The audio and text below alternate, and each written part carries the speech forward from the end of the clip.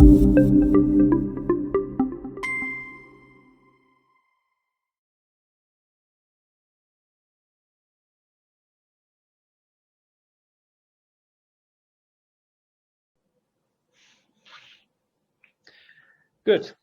Welcome again to this interesting workshop or webinar, perhaps we better call it, from the project Platform Uptake. You all know more or less what it's about, but our coordinator Alexander Nikolov will talk a little bit more about that.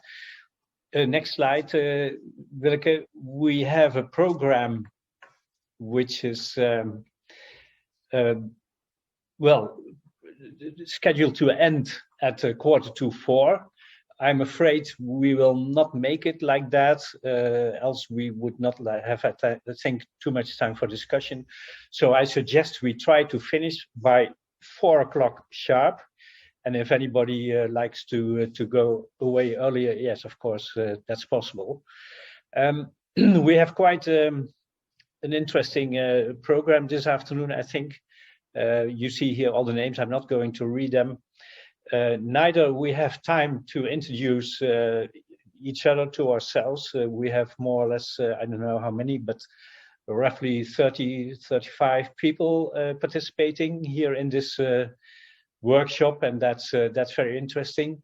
If you have later on some remarks, please start first by writing in the chat, and then I will try to give you the floor if you like, or we try to answer it. If you like to have the floor and be live in the program, that's possible.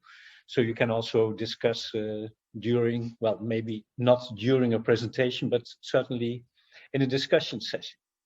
Okay, we will first start with a poll, and I give the floor again to Willeke.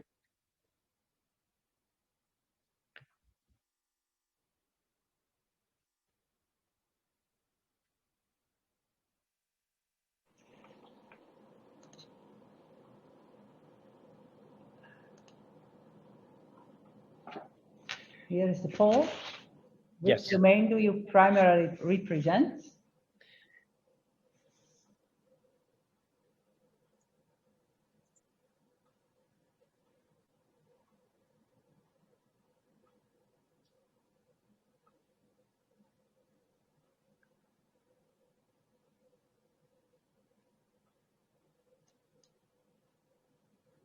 And I end polling, and then I share the results with you. So we see that half of the people are from research, academia, a few from government and business, and also quite some health and social care organizations. And we have a few older adults. That's fine. Thanks. Next, we have one more. No? Yeah. The next question. And that is, do you know what actually an open source platform is?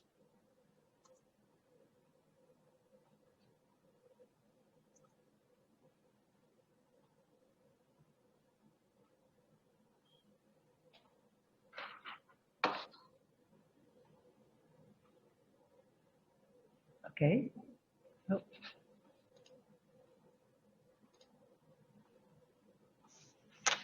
Sorry. There it is. Yeah, that's 2/3. Yeah. Says that they know what an open source platform is. That's very good. So at least we have to do something here during this workshop for the 1/3 that has no clue or does not really know what it is. Thanks. I think at the end we will repeat that last question, right? Yes, we can. Yeah, we can. Okay. Maybe to test ourselves if we did a good job in explaining what it is. Well, to start with, very shortly, what do we expect and what are the goals of this session? We try to understand a little bit more about the open source platforms, and we would like to know more about the advantages of open source platforms in the area of active and healthy aging. What we will not do is try to understand the technical details. That's not possible, I think, in such a short session. And we need to talk with engineers, I think, about that.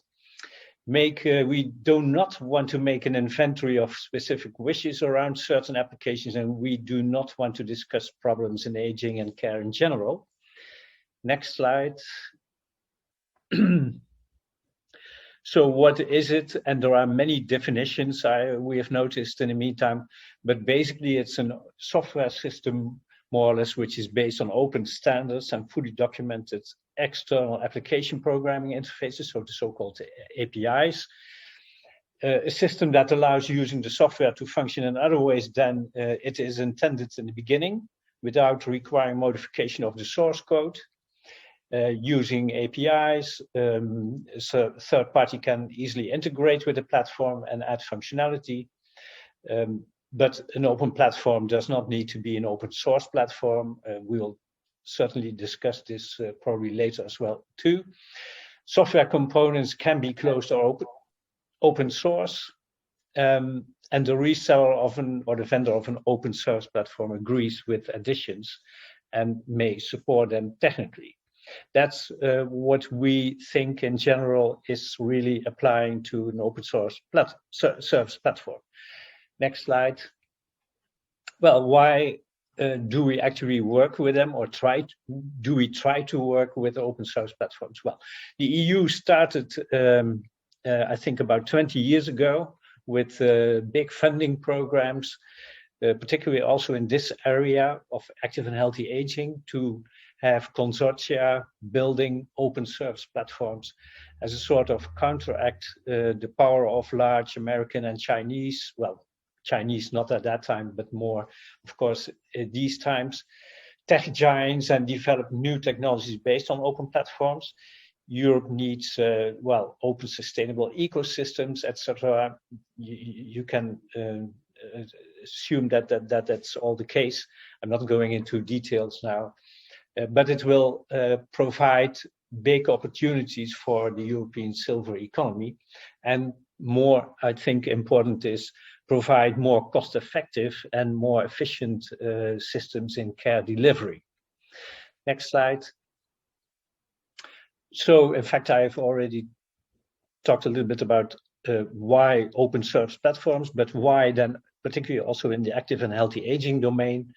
Well, there are a lot services and products coming on the market. Not enough, I would say, not good enough, all of them, but they are more and more concentrated around the client, the patient. That requires more personalization and customization, and that's a big reason, I think, to work with open service platforms. Well, new sensors and actuators will provide a tsunami on data, and also I know that Frans will come back on that. The client patient requires more personalized care and services. That's what I said already.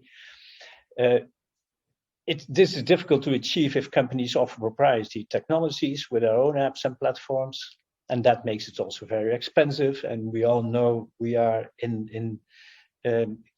spending a lot of money, too much money in the near future if we don't make use of such cost-effective systems. Many applications come from various sectors and domains, and that is another big reason. There's clearly a need for a sort of care, well, traffic control center, I would say, where the different sectors, the different domains, the different... Die zwei Sachen müssten noch rein und dann geht's an den Einkauf. Das wird dann auch nochmal spannend, weil da kommen ja immer die Leute... Sylvia, it seems you are not muted. Rahmenbedingungen für Bestellungen bei Firmen. Something wrong? Yeah, thanks. The use of open service platforms with applications of cross-sectoral service providers would be a big step forward. That's at least what we think. So next slide. Yeah, that's the final call to everybody. We, as a project partners from Platform Uptake, we are not knowing all the applications and services that are on the market. And I'm sure that some of the participants know and are experiencing already good practices, best practices, and stories. So we invite you also after this project to come back to us with good practices for the successful uptake and exploitation of existing platforms. If you are not sure that your platform or your applications that you're working with are based on an open platform, that's not a problem as such. We will try to find out whether these services and products are based on these kind of platforms. So please provide us with what you think are very good practices, and then we will try to analyze them by ourselves. So they will at the end all be integrated in the open information hub that this project will deliver at the end. And that's what I will say for the moment. And I give now the floor to Alexander Nikolov. He's the coordinator of this project, and he will briefly introduce the project itself to you. Thank you very much, Ed. On behalf of the Platform Uptake Project Consortium and Sanyu Gembe as the project coordinator, I would like to thank you for the opportunity to present shortly this great initiative and raise awareness on its main objectives and ongoing results.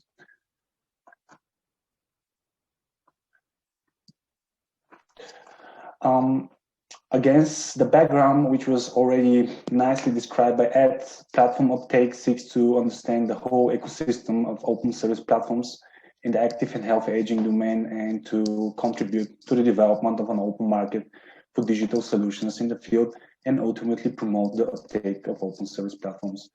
The Platform Uptake project is a coordination and support action funded from the European Union's Horizon 2020 Research and Innovation Program, with a duration of 26 months and 172 person months.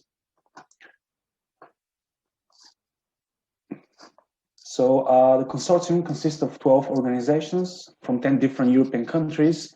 It brings together a balanced combination of capabilities with regards to research on the active and healthy aging field, technical expertise, research designs, training expertise, networking and engagement. Based on this profound experience and expertise, we as a coordinator of the project are convinced of its success. So to achieve the project goal, and namely to facilitate the large-scale uptake of open service platforms in the active and healthy aging field, the consortium seeks in first place to identify factors which are critical for the development, deployment and spread of open service platforms in the field, but also to define KPIs for the analysis of the platform success. Departing from the outcomes of the analysis, which by the way we have already completed, but we are of course open for new insights, and establish KPIs, the project develops monitoring and self-evaluation tools to support platform developers, but also their stakeholders to assess the platform success. Further on, to depict a clear picture of the progress made by existing platforms, the project analyzes existing solutions, their evolution, sustainability and socioeconomic benefits. All activities related to the collection of insights and generation of knowledge will be later on presented on the project platform, which we call the Open Information Hub, through the involvement of the end user communities. The Open Information Hub will be launched as soon as possible in the next few days. So we will also announce this step through our social media communication channels. Last but not least, Platform Uptake project leverages the envisioned uptake by creating this online space, which is a part of the project platform to showcase the results and present their user stories. To enable the process of ecosystem mapping, we defined at the very beginning a glossary as it allowed us to establish a clear definition of the technical, contextual, and business terms to be used by the consortium, but also applied in the reports. The glossary helped us also to build understanding on the common aspects of the platforms, which we're seeking to map and in the next step to analyze. During the process of ecosystem mapping, 48 platforms were identified and selected. These platforms and related projects were chosen based upon their gained expertise and experience in the field. Later on, this initial group was reduced to 18. The reasons why some platforms have been discarded include factors such as low impact on the development of active and healthy aging technologies. Some of the platforms were completed more than 10 years ago. Some of them were also considered, but it's absolute. Another exclusion criteria for the subsequent analysis was not to consider all those platforms and related projects, which were concentrated on the development of one particular solution. Therefore, this short list of 18 platforms was narrowed down to a list of 8 main platforms, subject to a comprehensive analysis of their business, technical and contextual aspects. These 8 platforms and related projects, including their representatives, are currently subject of continuous engagement from our side. Some of their specialists participate actively in the knowledge exchange with our consortium and also try to contribute to the validation of the ongoing project results. As you can see on this slide, the ecosystem is pretty complex, and the platforms represent just one small piece of the whole puzzle. In the case of platform uptake ecosystem, the stakeholders include platform developers, solution providers, end users, such as older persons, assisted persons, and their caregivers, healthcare and other service providers, as well as authorities, policymakers, and related organizations. As already mentioned in the previous slides, the project defined a set of strategic key performance indicators to be tracked for the successful interoperability, synergies, and cost-benefit analysis of the platforms under consideration. The definition, clustering, and prioritization of the KPIs has been carried out according to the 4 main stakeholder groups of PlatformUptake.eu project, with a focus on their needs, expectations, requirements. Some of these initially identified KPIs, among others, are, for example, usability, user experience, scalability, modularity, cost per year, and user. So based on the collected KPIs, but also the outputs from the 3 dimensions of analysis, Platform Uptake set up a methodology for monitoring and evaluating the uptake and other success indicators of existing platforms in the active and healthy aging domain. The methodology allows, in general, the measurement of these KPIs and the general monitoring and evaluation of the open service platforms. It also provides a solid and complete tool covering more than 50 questions. The quantity of questions and the different stakeholders involved ensure that this evaluation methodology provides a comprehensive overview. Currently, we're working on the implementation of the monitoring and self-evaluation tools, which will be available pretty soon on the Open Information Hub. They're based on the KPIs and the before-mentioned methodology and will be accessible and usable for the different stakeholder groups of Platform Uptake project. Their role will be to support platform providers and users to self-assess the success of open service platforms in the domain. At the very end of my presentation, I would like to thank you one more time for your attention and interest in our project, and kindly invite you to engage with us and join us through our project website, Twitter accounts, and upcoming Open Information Hub. Thank you very much for your attention. Thank you, Alexander. I think this is a very big amount of information to everybody, but I suggest if anyone has a question or would like to know a little bit more, yeah, here are the details how to reach us, and you can also ask some questions maybe in the chat. I would really like to go on now with Frans, our main speaker of today, who will give us a very practical insight in a platform which is totally developed by the company that Frans is representing. So this is an example of a project, of a platform which is not supported by the EU, but nevertheless, I think it has very interesting features, and we're looking forward to hear your opinions and your presentation, Frans. And to you the floor. Thank you, Ad. Nice to be here and to present our platform. It's called VDOM. It's a platform which is already in the market for about 20 years. But in the last years, we have done lots of development for open care technology. Let's see if this works. If I can get to the next slide. Yes. Oh, It goes very fast. Yeah, maybe some small introduction. Who is talking to you? My name is Frans Stravers and I'm the director of Mextal. Mextal is part of the TKH group, which is a multinational. You can see we are represented all over the world, 23 countries. And our brand is Vidome, and there we build all our technology under. I want to share some insights with you about what we are doing, what we are building, and what we have built, and then on some future development we are still working on. To give you an insight in our platform, which is based on open care technology, and some of the values which already are mentioned in this project. We are in care technology, healthcare technology for elderly, home care, institutionalized care, hospital care, all kinds of different things since about 1980. The company was founded in 1930, so it's a very old company. And in 2016, we started to implement a new open healthcare platform, which would be based on microservices. So it's not a big part of software, but all small pieces of software, and has open connectors for input and output. We want to be a platform where you can put stuff in and get stuff out. And we are building lots of stuff to help elderly and caregivers to have an active life.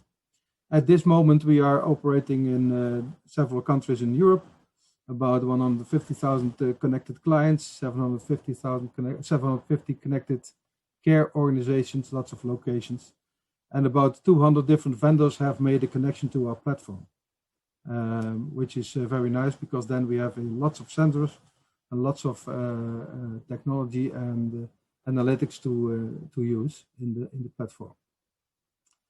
Okay, we started by developing our platform to look at our key values. What do we want to develop? What kind of a platform do we want to develop? And what kind of people are we doing it for? So the people we are doing it for are elderly, of course, their family, healthcare workers and healthcare management. And we have lots of interaction with all those groups during the innovation process. And we together with them, we came up with 5 key values we want to achieve. One is always be secure. So you always have to have the feeling of security when you're using the platform. Not only that it's data protected and that kind of stuff, but also that you are secure by using the platform. Also, you have to feel connected. And that can be connected to your environment, connected to your family, caregivers connected to their clients, clients to their caregivers, caregivers to their organization. All kinds of functions are in there to let people feel connected to others. And also help should be nearby always. The platform should assist you, and help can be help when there is an emergency, but also help when you don't know your way around, or when you need information, or when you just need some support to make a decision. It should be always available, so it should not be depending on any infrastructure. It should always be available in any home or any place you want to use it. And it's always fast installation. So if you need it, you can be able to get it fast. So that also means that we have, from the technology side, be independent on any infrastructure. Some abstracts, but it will be more specific. So I don't want to bore you with too much technology, but we have some key technology values also. And of course, the open APIs, the proprietary connectors, the protocol connectors, and hardware connectors, all technical stuff. But for a good platform, you should be GDPR, MDR, ISO, NAN, everything should be compliant. So we have worked very hard to get all the certificates on our platform. And as you can see, we have them almost all to have a very secure and good to use platform. And the main part, the most important part is of course on the right. We have lots of end-user engagement and feedback by developing the platform. We have user groups, we do usability tests, we do co-creation sessions. We have lots of co-creation sessions with all kinds of users, with elderly, with disabled people, with caregivers. And our platform is totally based on client-based scenarios. So The client is the central point, and all the technology is based around the client. So every client uses the technology in his own way, with his own scenarios and with his own way of doing it. We also use very many use cases, and also we develop different interfaces for different target groups, as you will see. There is no functionality in the platform. The platform creates functionality by using all kinds of stuff from other vendors, other ideas and producers. We have the platform is used in very different settings. It's used in settings where people are actively living at home, just needing some assistance, or just an emergency button you can press so your family knows when something is wrong, or just to let the family know that everything's okay.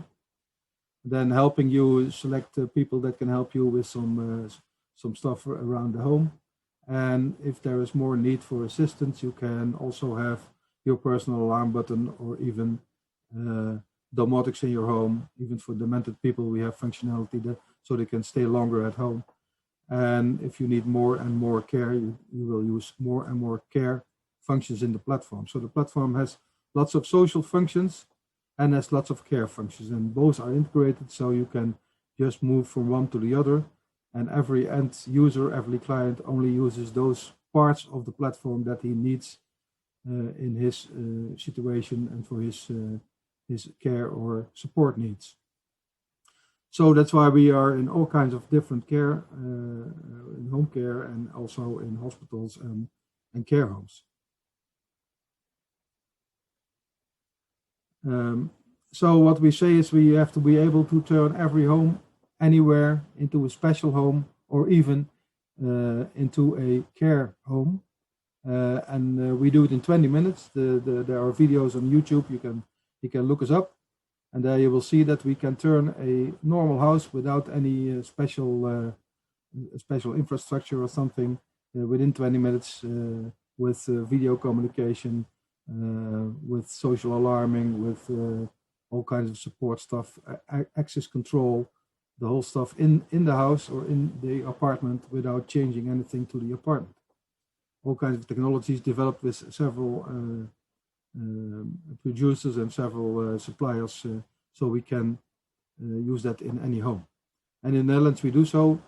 People always invite us to impossible homes to prove that we can do it, and until now we have been able to do it within those 20 minutes.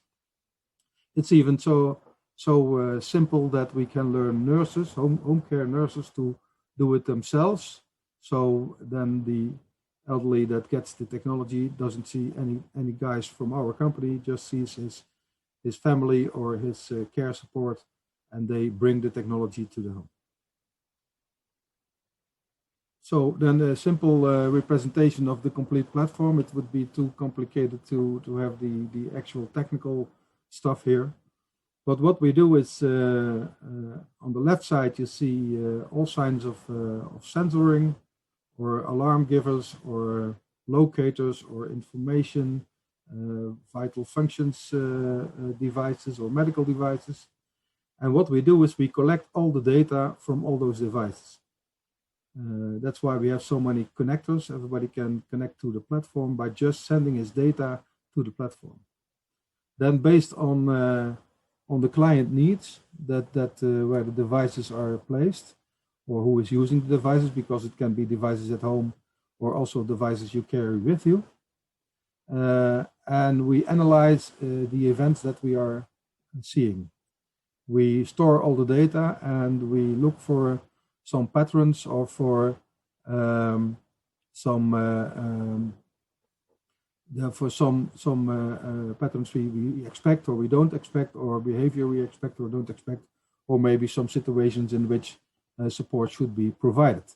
Because it can be something the user can actively do, or it can be something that the user passively does. So for example, when somebody with dementia is living on his own at home, we manage the home and see what he does. And if he does the things that aren't good for him, then help can be sent automatically.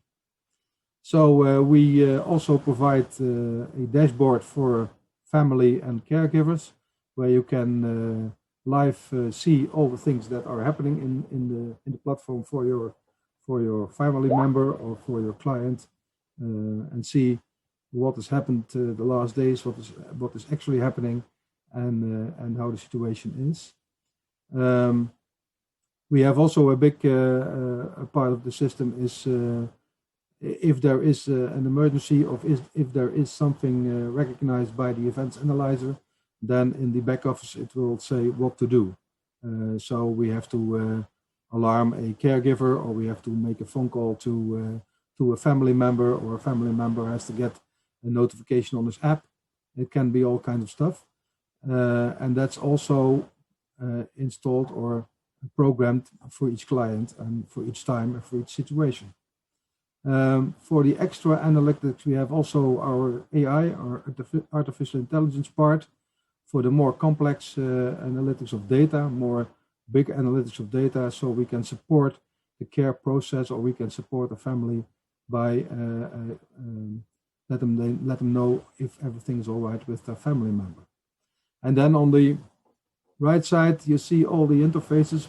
I've just put in 3 here. There are much more, but there are 3 groups. It's one group of apps, people using apps on their phones or tablets. So, for example, you have a system in a house for a elderly who is monitoring the temperature and all kinds of stuff in the house. And then the family member can see on his phone if everything's okay.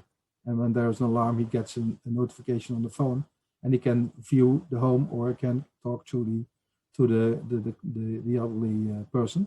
This also works on the road, so we also have mobile devices you can connect to the system and then connect it to the app.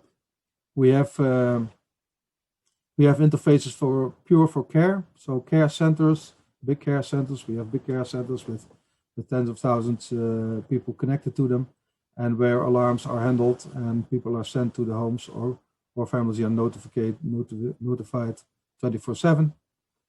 We have interfaces for that, and we have interfaces for overview. So, for example, if you want to see lifestyle monitoring, or you want to see some other things, you can also have overview applications where you can overview a population or a total community, or whatever you want. So lots of parts in the system, and about a single client uses about 1% of the possibilities that are in the system, but that's then just the right possibilities for his life, and all the other possibilities he doesn't need. So everybody uses the system in his own way. And if you go to the different homes where our platform is used, you will see totally different technology, totally different applications. Some examples, because people always want to see then things we produced. The first one is already on this picture here, on this frame. You see somebody who is opening a door with his app. You see the door. That lock in the door is a digital lock. We replaced the mechanical lock with a digital lock. On the outside, it's not apparent that it's changed, because we don't want to have people knowing that somebody lives there who is maybe needing some help. And then with an app, with his app, the caregiver or the family opens the door and enters the house. But also the elderly himself can open the door with a remote control, or just can go to the door and open the door. And also his mechanical key still operates. So for elderly that don't understand apps and digital opening, they can just use their simple old-fashioned key. So this is our first application already there, where you can put it in a house where you don't have any preparations made, just replacing the lock.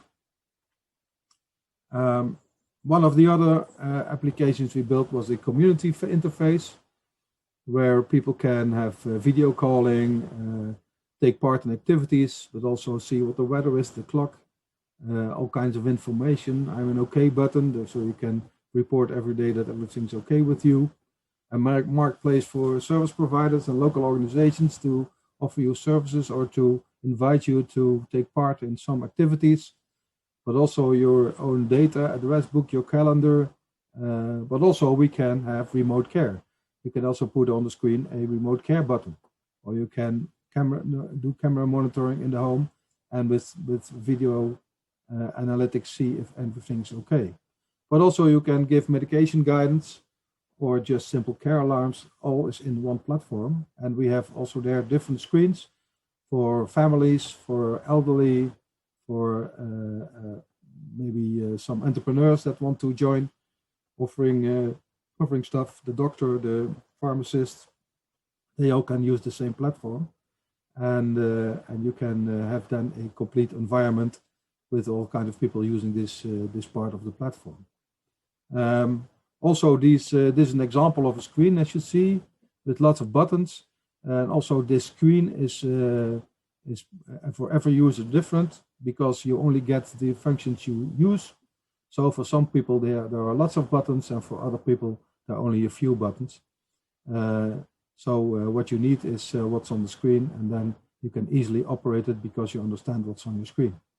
And even with diseases like dementia, we may sometimes start with the screen with a lot of buttons, and if people just don't remember everything, then the buttons are taken away to make it still understandable for them. For example, the I'm OK button is a nice example of functionality that can be transformed if needed. So, for example, if you still understand everything and remember everything, you can push the button every day. You get a remembrance, okay, you have to push the button. But if you're not able to push the button anymore, then we're just going to look for if you're putting on your television or making coffee or getting out of your bed to let your family know that everything's okay. So also that is for each user different. I'm making a little bit speed because I'm lacking of time. Here's some examples of apps where you can view, where you can even operate parts of the home. If you have implemented the home automation or the domotics, you can from a distance also operate the home of your family member. And even we use some text. These are NFC text, so to make some functions easy. For example, these are two things to make care easy. The left one is to open the door on the bottom left of the screen. Just put your phone next to the tag and then the door opens. If you're authorized and all kinds of security stuff is in place. Or just to turn off alarms. You can also do anything with pictures. Just hold your phone with it. And so for people who don't know how to operate complicated apps, just hold your phone at the NFC tag and the operation is performed. Also turning on the light or some other things.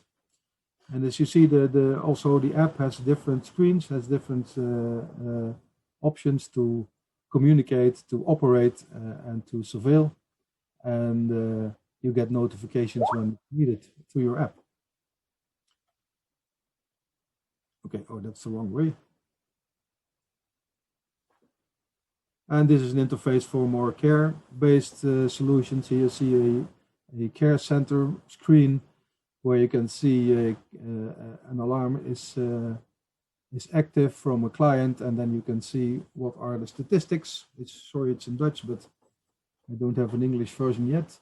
A picture of an English version yet. So we have statistics about what's happened to your client. We see what are the actual alarms at the moment, what is noted in the logbook by the family or by the nurses. And also you can see where the location is. And sometimes when people are on the road, you can see where the people are, so you know where to send your help. Okay, so the parts we are now developing is demand-based care. So lots of care in lots of organizations or home care organizations is based on a planning, a fixed planning where all the care is given. For example, when people have to be helped to get out of bed, then it's planned how late you are getting out of bed, and you don't decide yourself because you have to wait until the nurse gets there to get you out of bed. And what we want is to have more control. Also in that situation that you need more help, still have control over your own life and still be able to determine for yourself when you want to have help. But still, the organization has to plan their resources. So what we do is that we have two things. We have a tool for elderly to ask for specific support. And based on all the data we collect, we can predict for the care organization how many people they need at which time, at which day. And we can do that in advance. And it's called the Plan8 app, which is a general user flow experience aimed at elderly, and which will be a database way to plan home care, and all kinds of other care. And we might try, as I already told you, give the client full control back. We do it in two ways. On the left, you see some diagrams about predicting the future. What we can do is based on all the data we collect around a client or around a group of clients or a group of clients living in a neighborhood or in a healthcare organization. We can see what the usual patterns of those clients are. And first of all, we can reduce the number of alarms by only alarming when things are happening that are not expected. Or we can use those data to predict how many care need or support need there will be in the future. So the first thing we use to have the right alarms for the right clients, and the second thing we use to plan resources for care organization or support organizations. And on the right side, you see a model of our planning tool. We try to get the best nurse or the best caregiver or the best support giver to the client based on who the client is, where the client is, and what his question is. So we're not only trying to have enough resources, but we want to try to get the right resources at the right place. So it would be more effective, and nurses don't get to places where they can't help. So as a nurse or a caregiver, you always get to a situation where you are equipped with your knowledge and your experience to solve the problem you are faced with.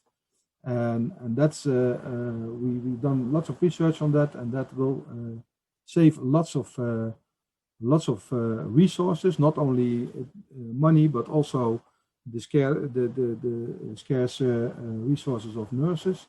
So you can be at the right place at the right time with the right person. And still the client doesn't see 100 different people, still sees only the people he knows. And the client gets control. So here is some of the interfaces we are developing with elderly at the moment. This is still in development and not yet on the market. It will be on the market next year.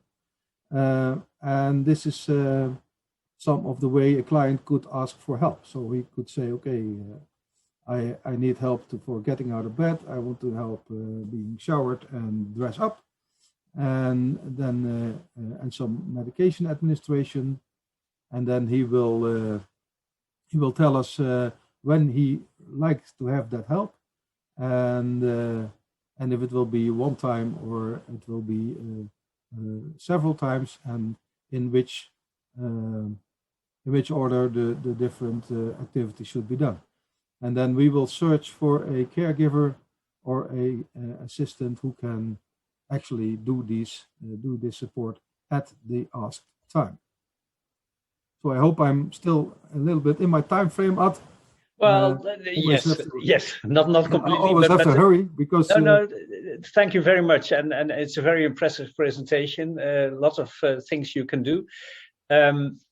There is no time for questions now, but I would like to ask, because of this particular topic of today, you said in the beginning of your presentation you have now 200 vendors connected to your platform, and the last part where you talk about data-driven care.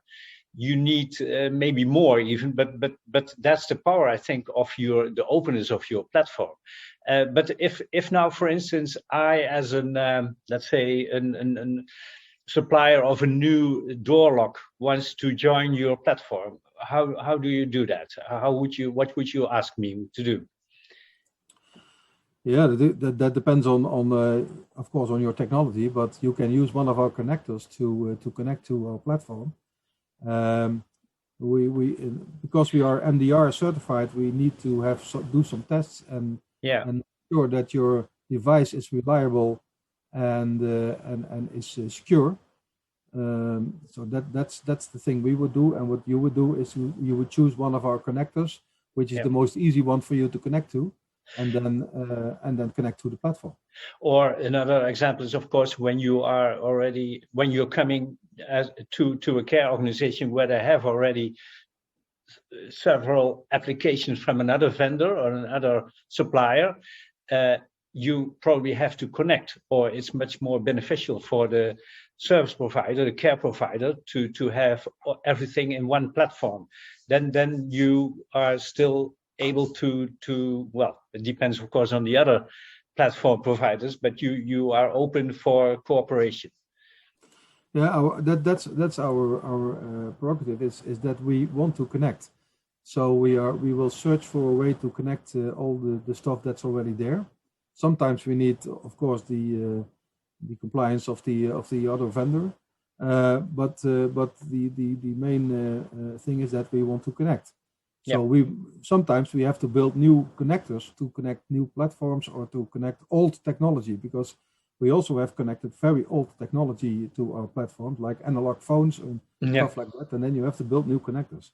But what the main part is it's a two-way street, because by connecting to the platform, the vendor also gets something back, because he gets the use of the platform and all the scenarios and all the stuff that's in there.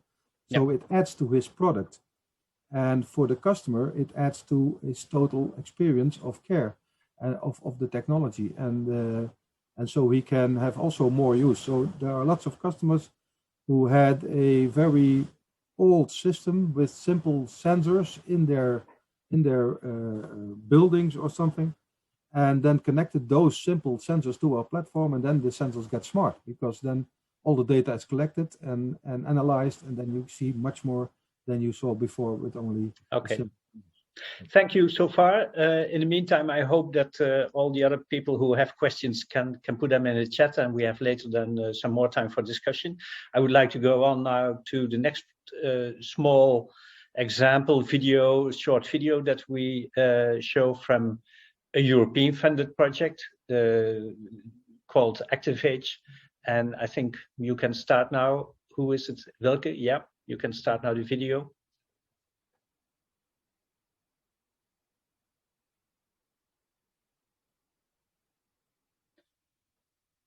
Pues un mayor aprovechamiento del tiempo y de mi ocio, por la tranquilidad de que en todo momento la familia sabe dónde estoy, qué hago, qué no hago, si estoy bien, si estoy mal. Eso personalmente me da una satisfacción enorme.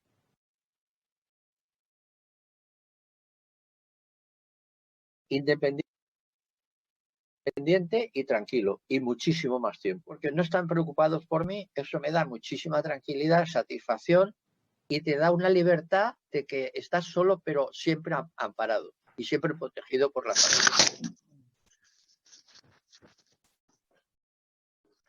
Segurísimo, satisfecho y muy amparado, siempre.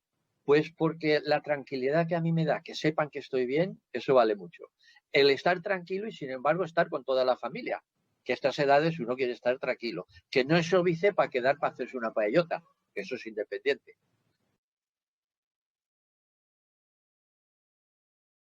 La satisfacción, la seguridad, el encontrarse satisfecho, amparado. Nunca estás solo. Estás solo en casa, pero nunca estás solo. Sabes que está la familia, que en todo momento puede echar un vistazo, te puede mirar y decir, uy, estoy tranquilo. Y eso a los mayores nos da también muchísima tranquilidad. Sí, por supuesto. Ten en cuenta que ya no me tengo que fiar de lo que él diga, sino que simplemente en la aplicación puedo controlar las veces que se levanta por la noche o los problemas que tiene durante el día en casa. Entonces, esto supone una tranquilidad muy importante. Sí, más que recomendar, es que hasta obligaría a que cada anciano que estuviera solo o cada persona mayor que estuviera sola en casa tuviera un sistema para poder controlar a los familiares qué es lo que hace o deja de hacer. Eso es una tranquilidad muy importante.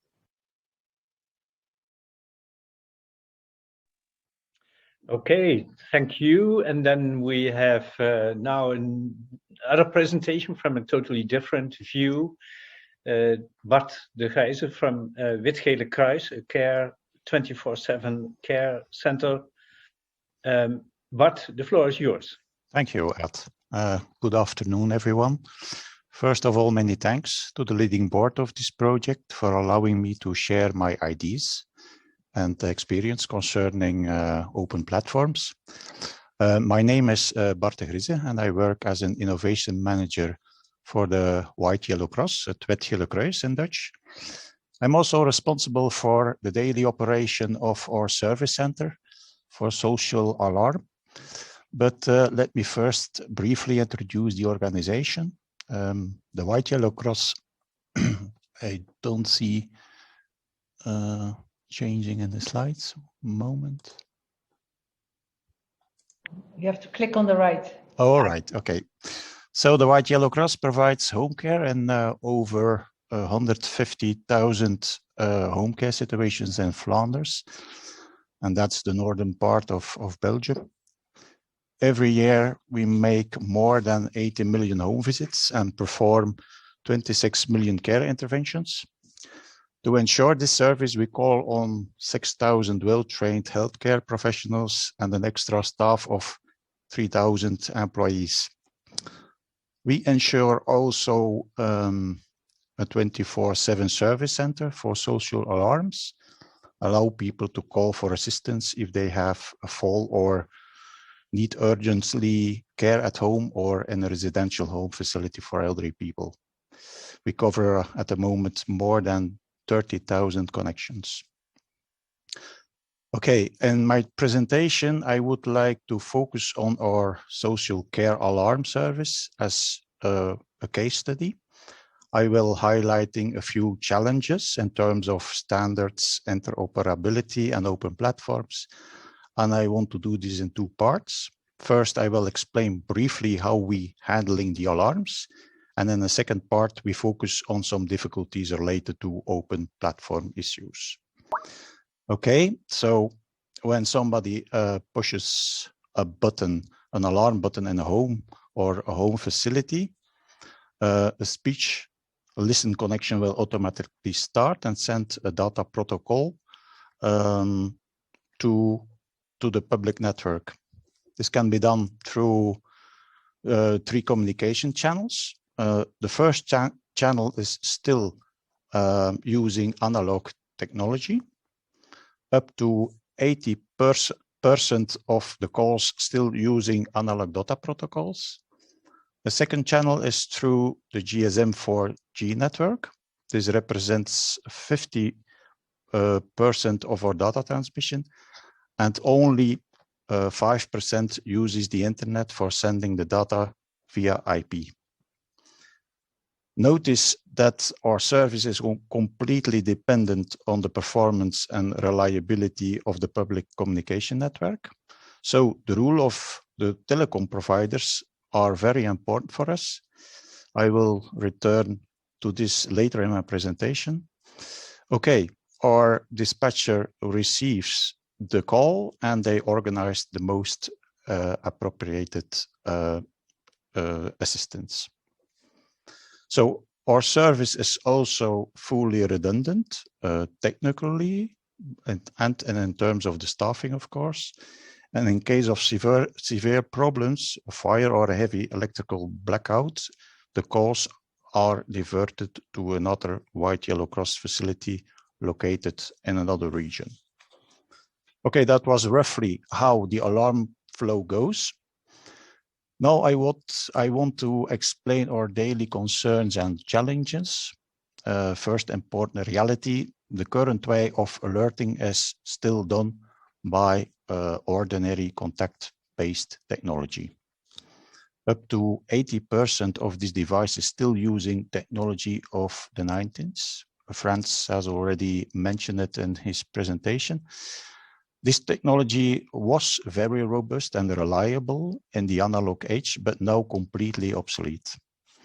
Besides, digitizing these protocols causes a lot of technical issues and problems for us. In the future, we want to evolve towards an open hub system with a focus on smart adaptive solutions by using sensors, IoT devices, mHealth devices, and also video consulting. But one of our biggest challenges is finding the right business model to make this attractive to our clients. Important questions are, who is willing to pay and how much? This is a very complex exercise for us and goes beyond just technical issues. In that respect, we have to search for new business models. A particular problem we focus on is the interfacing of the so-called nurse call systems, mostly used in home care facilities, with our care center. The protocols for nurse call systems are not always compatible with the data protocols of our alarm server. I explain to you why with a short example. From our service center, our dispatcher has the possibility to reset an alarm from a distance when a client accidentally made an alarm. This feature is not allowed in a home care facility. A caregiver has to see the resident and can only switch off the alarm by pressing a button in the flat. So the alarm handling is completely different and need to be redesigned to make an interface possible. Another problem is that those nurse call systems are not always designed to send data protocols over the public network. As I already told,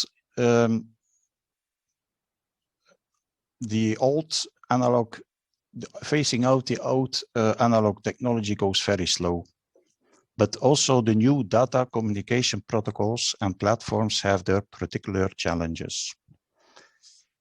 The internet is not always reliable to ensure social alarming. For example, if the power supply of a modem is switched off, sending an alarm is no longer possible. Also, the using of GSM 4G network can suffer from malfunctions. I do not know how it is in other countries, but in Belgium, some telecom providers do not always ensure adequate coverage in certain regions. Another problem is that due to strict isolation requirements in buildings, the GSM coverage inside the houses is often very bad and unstable. So manufacturers of social alarm systems and systems in general need to be aware of that.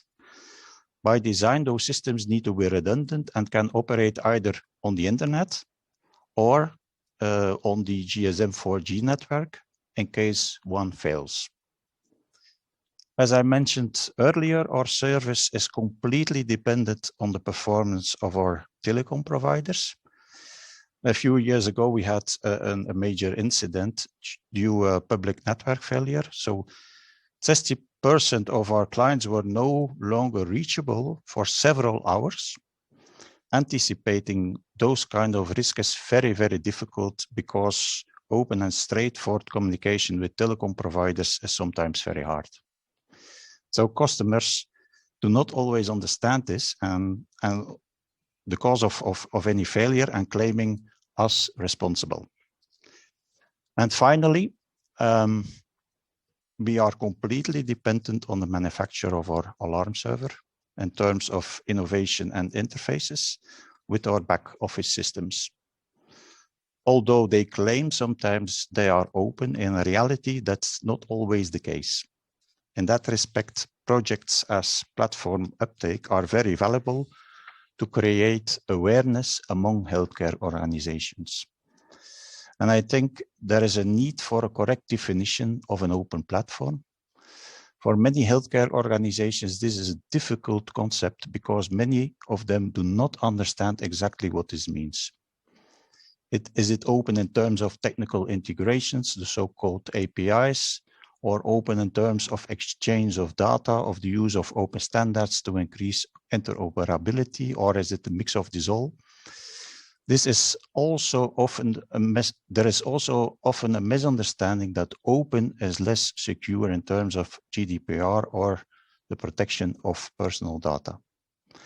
And apart from all those technical issues, the business case must fit with the interests of our organization. So I become at the end of this small presentation, but I hope my use case can open a debate to create more insight into these complex topics. Thank you very much. Thank you very much, Bart. That's a very good end indeed, putting on the stage the questions that you asked to us, or everybody, what is really openness? And I think you have brought forward other aspects than maybe most of us were thinking on from the very beginning, like, that indeed the GSM is not always functioning, that we still have to deal with analog systems and things like that. Mm-hmm. So thank you very much. I don't see any question right now in the chat, and I think it's time to go now to Diana. She is giving another view from an other project in Portugal, and of course also to the topic of today. And maybe Diana, you can make it in something like 5-7 minutes. Good. The floor is yours.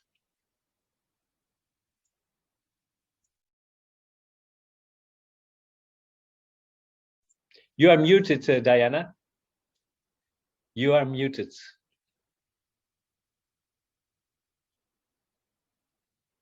We cannot hear you. You are muted, Diana. Diana, you are muted. Stop, you're muted.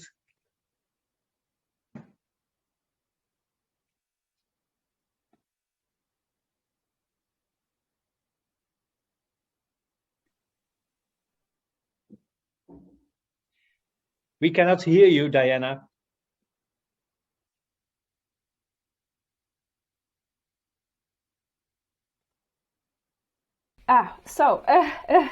I know that I was unmuted because you gave me the permission to control the slides, and I lost my comments to unmute. That's what happened. So thank you for the invitation. Actually, I belong to the Platform Uptake project. I am also project manager. I am Diana Guardado. I am Innovation Project Manager at Caritas Diocesana de Coimbra, one of the biggest social care providers at Portugal. Before starting my presentation, I would like to congratulate Bart's presentation. It was great. I will try to be quick and to complement the white and yellow cross point of view that is very similar to ours. So, Caritas Diocesana is a non-governmental organization that supports around 26,000 people per year in the central region of Portugal. We provide care in several areas such as social, health and education, giving support to all ages and promoting an active and healthy aging, social inclusion and social support. In the last years, we were involved in several innovation and social projects, both at national and international level. We have a strong and solid knowledge in the field of ethics compliance, pilots implementation, and co-creation activities with real end users in the vertical areas of health and well-being, inclusion, and sustainability. In the last years, we've been especially active on testing and validating several active and healthy aging technologies, and we always try to test them with real end users and give them voice, for example, through co-creation activities or interviews. Now I would like to share a bit of CDC experience, for example, testing and using the Evida platform. So the Evida platform was one of the Portuguese first open platform and was developed under a Portuguese funding. This platform is web-based and is focused on providing services related to personal health and well-being. This platform also provides tools for all to quickly develop new applications that could be integrated in the platform. This platform has one application called Sensor Care, composed by a suitcase with a tensiometer, oximeter, scale, and a tablet, which main aim was to provide tools to monitor health parameters of elderly at home. On the other hand, Caritas Diocesana de Coimbra provide home care services such as food delivery, personal hygiene, among others. And in some cases, these home care teams of Caritas are unfortunately the only persons that some elderly sees during the day. So why not provide these home care teams with tools to monitor some elderly health data? That's why we implemented the Sensor Care application, and we used the Evida platform at Caritas. So we gave training to the operational, selected some elderly,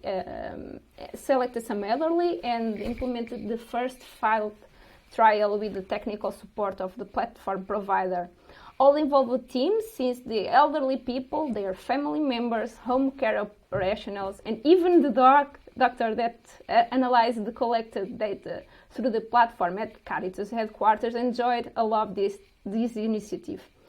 They actually shared that would like to use this tool in a weekly basis, and we also acknowledge that this initiative made the elderly feel more safe and accompanied. But when the pilot ended, the development and updating of this platform and application unfortunately ended too.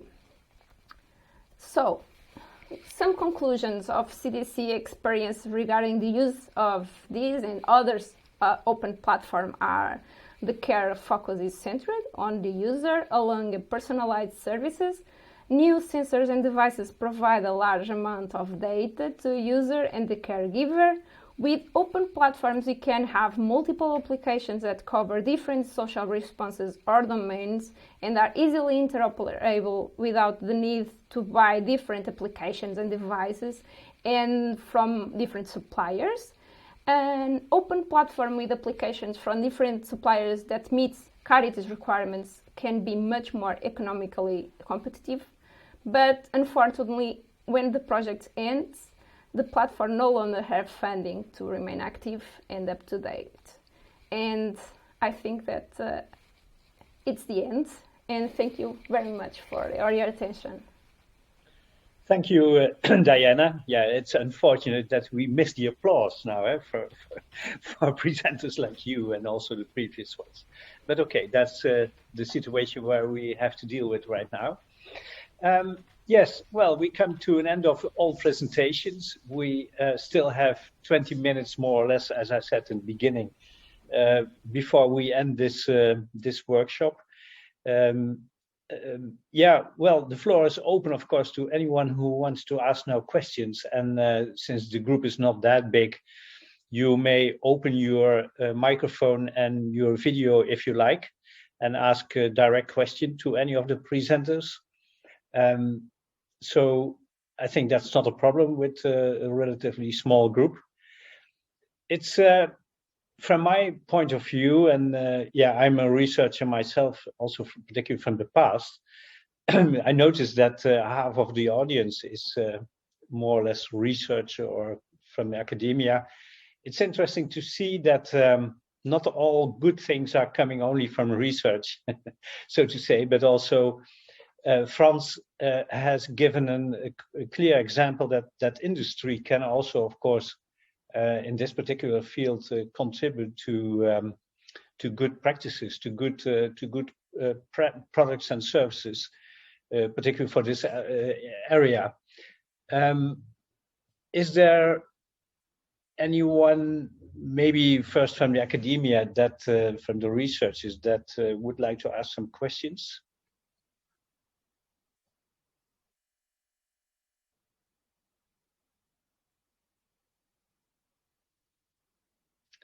Or let's, yeah, Suzanne, maybe? No? You want to ask a question? Yeah, I suppose I'm first of all, very well done and great presentations by everybody today. Very, very interesting. This is an area that we are working in. I'm with Network Casala, which is a research centre and living lab based in Dundalk in Ireland. And so this is very much the space and the area that we are working on.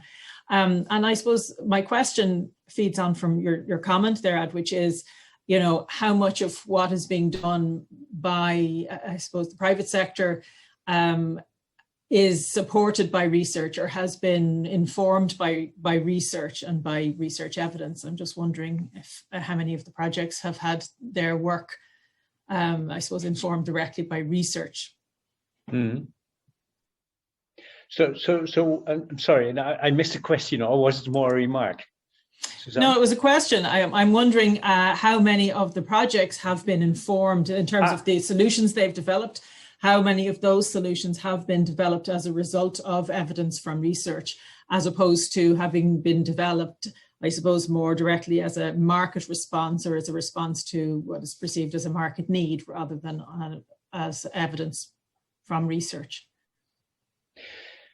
Well, you mean within the platform uptake project, right? Or in general? Yeah, in the projects that we've seen presented. Yeah. Well, as you might have seen, we have analyzed. Well, I don't think you saw that, but maybe Andrea Carboni. He's also here present. He started, in fact, with analyzing together with, of course, some other colleagues. I think some dozens of research-funded, EU-funded projects. Some of them were too old and stopped. We have now identified some 8 where we want to go with some further analysis. But also, like today, we and in fact, VDOME, and also in the Dutch workshop we also had another Dutch platform. This is also Dutch, by the way. We saw that also from industry, there is indeed, what I call, at least, and Frans also strongly believes, we have an open platform. And as we can see from his presentation, this seems to be the case. We see that, yes, there is a big, to my knowledge, a big number of platforms that might be considered as really open. There are, of course, many elements, and it's far too simple and too easy to say today, yes, this platform is open or not.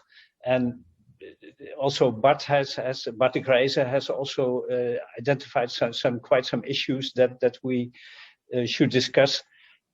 Yes, so at the end of this project, Platform Uptake, I think we will come up with a sort of maybe hub or whatever we call it, where the end user, or maybe better, not the end user, the primary end user, but the secondary or tertiary end user, so the care provider or maybe the company that wants to join a certain platform can select a platform, because we have then looked at it in more detail. We have looked at the various elements. We have the different KPIs. We have monitoring instruments. We have tools to measure that. That's really what we want to do with this project. And then, yeah, maybe we come up with some, although this is quite dangerous, to come up with a sort of list with top platforms. If they are still, let's say, in the research area, then it's maybe not good. But I think, and also looking at Frans' presentation today, that we should not be feared for that. There are indeed platforms on the market that are doing very good job. I hope this answers more or less your question, although I should not answer. but I think I have given a sort of answer, okay? Yep, thank you very much. Yeah. Maybe some of the care providers or other people who like to ask a question. What I've seen, okay. Yeah, I see that Liz is asking a question. Liz, you might come to the audience yourself, but I see your question now. Yeah, well, Liz, Liz asked a question if anybody can see it. I don't know if you can see it. What I have seen is technology-driven apps and rarely starting with what all the people want. But I don't think it's totally true. France has, but France, you can say that yourself. You have, and you're still co-creating a lot with all the people. But the most important and difficult thing, Liz, is that we are talking here about the engine of the car and not all the nice features in the car. And I'm not sure, but this may be provocative a little bit, if all the people would like to be involved in developing, designing the engine of the car. I don't think so personally. At least I would not be interested myself. I would be more interested in how's the seat, how is the dashboard, how is the brake, you know. But maybe Frans, what do you think? As you know, we are very much involved with all the users because we have very different user groups. Elderly people are a totally different user group than caregivers or social workers. And what we wanted to accomplish is that we have a platform which connects to those people. So we do lots of research. We have done several European projects in the last years also to gather knowledge. We have connections with universities to do evaluation and research, and also lots and lots of co-creation with several user groups. So that's always the basis of our platform. There is no part of the platform we put on the market before we have done an evaluation with the target groups. Yeah. So we are not developing because of business, but we are developing because of an idea based on experience. But Liz, maybe you mean something different. Go ahead. No, I think I was trying to be a little provocative. Okay. Because I remember that I'm doing some evaluation, and it always drives me nuts when people talk about what older people want, what patients need, what health professionals want, and there is no evidence for this. I accept that Francis got long history in this, and I accept that his does, but really I'm still seeing an awful lot of people who are making applications without actually having taken into consideration the needs of all these the users. And although I accept your point out about, the car design inside, I'm one of those. I don't really care, but how it works, but I do ultimately, actually I do. So it has to respond to my needs. And, it's not mine. I mean, all older people's needs. And I think that's something always to think about. It has to be non-discriminatory. In other words, we talk about older people as if they're another species all the time. And if it doesn't do for everybody, it doesn't ever do for older people. And it's something to remember. People can be in a pathetic situation where they really have nobody else, and they have to be dependent on the technology. But frankly, if it isn't good enough for you, each and every one of you, it isn't good enough for older people either. That's my, it's my soapbox. It's my position that I want to make quite clear about. Okay. That's interesting that you say this. Normally, I said always in the past, if it's not good for older people, then it's not good for you. But you turn it around. Yes. Yes, indeed. Yes. Thank you. I can follow Liz because I see a great gap between all possible technical solutions and the implementation of the technology on the field. So I can follow Liz and my daily experience with end users. Yeah. So, but yeah, I mean, you have the practical situation, but that in a certain home where the analog telephone is not working or is working, but cannot be connected to your platform that you have right now. You have to listen, of course, you have to solve the problem. But how do you do that then in each? I mean, we have so many different individual cases and problems. I think that's the power, of course, of platforms that can be very adaptable. I think the awareness of what is an open platform, the correct definition, and also the technical knowledge is not always present in a healthcare organization because of the lack of knowledge. that simple. So there must be a kind of education and project as those of you are very good to create this awareness among people who are involved in the processes to make the decisions what kind of platform they will choose. So most of the discussions are sometimes a commercial discussion, and instead of see the advantages for the end users. Yeah, true. Yeah, I see, Willeke, you also mentioned the MOOC. Maybe you can add a little word on that. Okay, yes. Yeah, also part of the Platform Uptake project will be that we develop an open online course for mainly for healthcare and social care organizations to meet all the questions that health organizations have. So I would like very much that all the health organizations that are present, that we can further develop this MOOC together, because I think it's very needed that we exactly address the issues that you are confronted with. So please let me know if you want to cooperate with this. Okay.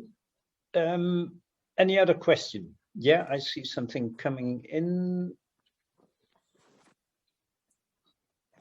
Yeah. Okay. Ilenia, I see your point.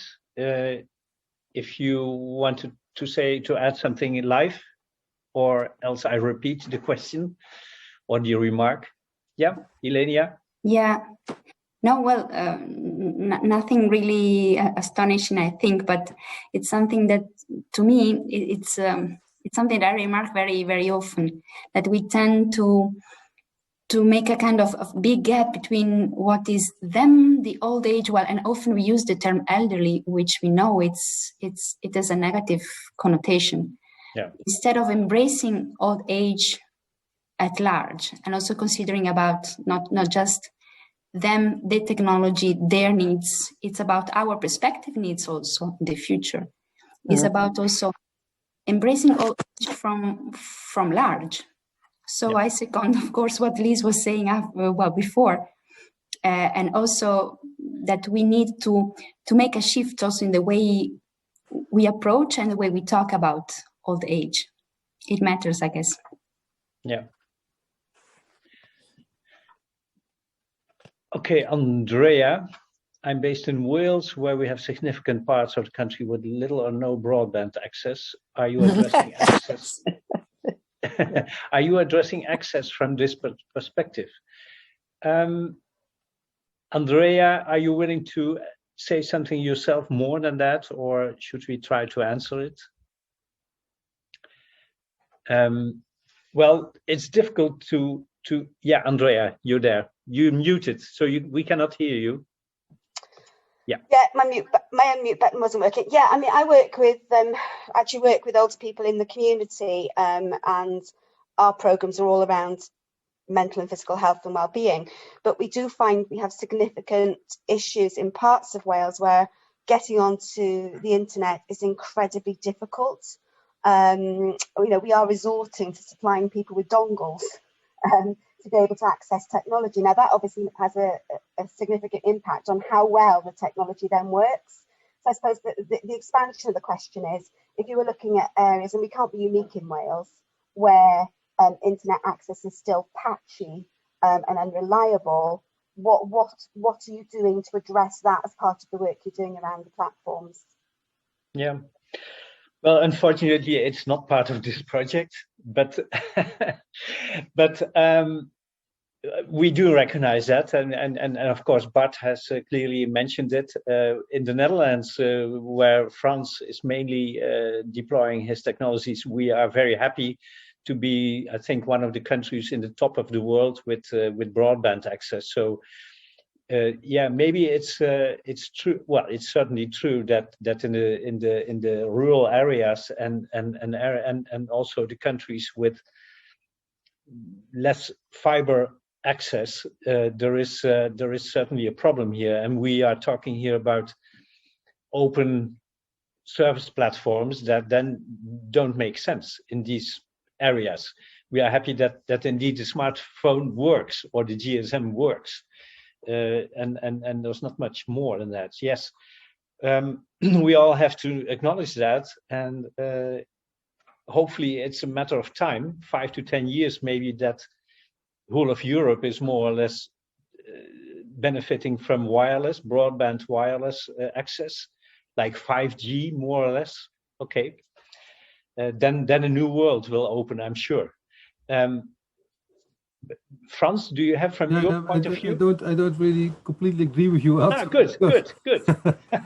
No, we are already also operating in parts where there is no internet access, and that's why we by building the platform, we kept in mind that we should be able to connect old analog technology, because in those parts where there is no internet access, there mostly is analog technology. So everybody has a cable and a phone in his home, and if you don't have that, then we are very remote. But then you go fast to satellite communication. But if people have a telephone connection, we also have applications to have more smart devices in their houses, just using the analog phone connection, because it's a different way of collecting data. We are very used to collecting data through a online data stream where people are constantly online. We are very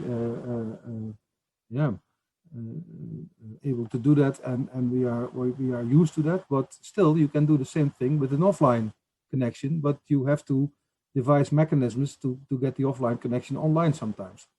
So that's things we thought about, because you have to be able to, as I told you, connect anywhere. So don't be dependent on the infrastructure. So it's less data. It's maybe another way of looking at some parts of assistance and alarming, but it's still possible. Good. So a good platform, in my point of view, should be able to connect all kinds of technology, not only the modern parts where the internet is in play. Okay, thanks for the explanation. Well, it's time for a very last question, I think. There is Bart, you want to comment on that? No, it's only a remark.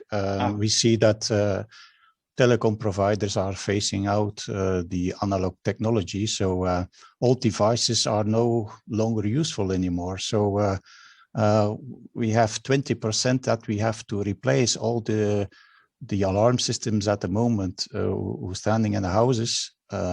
20, 30%, 40% of these devices need to be replaced because the protocols are no longer useful anymore. So that's the reality. Yeah.